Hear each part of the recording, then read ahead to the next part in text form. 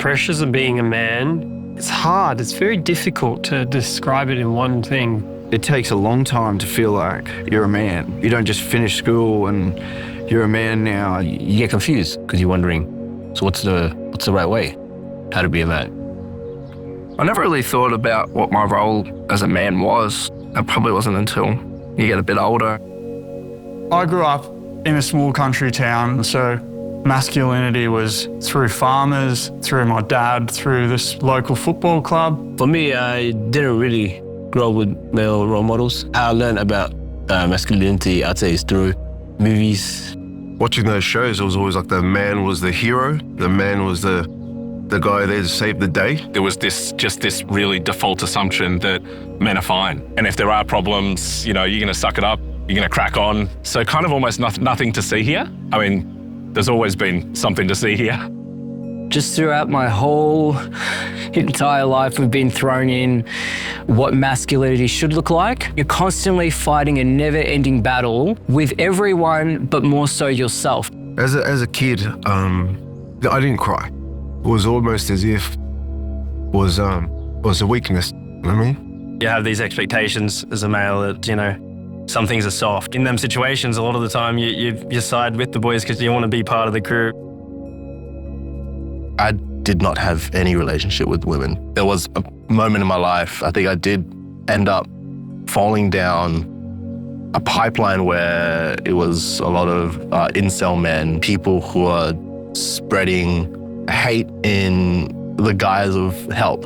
I've noticed that people that go down these rabbit holes tend to have something else going on in their personal life. It may be a family thing or a friend thing or something they've been through, where this account, this website, whatever, kind of was like maybe a place of refuge for them. I felt like I couldn't be friends with women because they didn't get it. It felt like it was me against the world. If you're watching 100 reels on how to be a masculine man, you're gonna emulate that. You're gonna mirror their thoughts and their ideals of what a man should be. You have to go out there and continue to fight until you win. And in today's world, you're never going to win because there's always someone out there bigger, stronger, smarter, quicker, richer.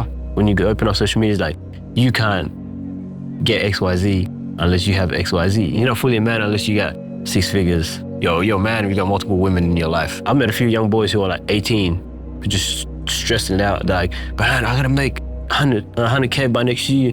Sometimes it makes me feel a bit less of myself. I went through a pretty bad state of depression. I didn't know what I was doing. I didn't know who I was. I wasn't really checking myself, and I wasn't really seeing how my actions would affect someone else. I think you get to an age where you sort of say, I don't want to wear any masks anymore. And I think that is so hard when you're young and you have people around you giving you these ideas of what you should be doing. Masculinity was always in the back of my mind, but it wasn't until I became a dad where I realized a lot of the things that I grew up with, I wanted that to stop with me. And then obviously, when my kids have kids, that doesn't exist. I feel like I had to do a lot of unlearning to be able to kind of feel comfortable enough to be vulnerable and say actually, yeah, I'm really struggling. Well, yeah, sucking it up wasn't really working. It wasn't really working. I think that a lot of guys have what they call that fixed mindset of just winning and losing. It doesn't matter. It's room for you to grow. I talk with myself a lot and think 3-4 steps ahead. The imprint you leave behind, the impact you leave behind on people. People in my family and my friends still sort of see me as the old school sort of manly man, but I feel that I found a balance, you know what I mean? You can still be an emotional person because I cry with my daughters. There's been so much focus on, what does it mean to be a woman in all these different ways? And maybe that in a way is just highlighted even more that's the conversation that we just haven't been having about what it means to be a man. If all these pressures about what a man should be weren't existing anymore, I think without it, we'd have a lot more men who would be happy. I think we have a lot more men who could express themselves, a lot of men who people would feel safe around to express themselves.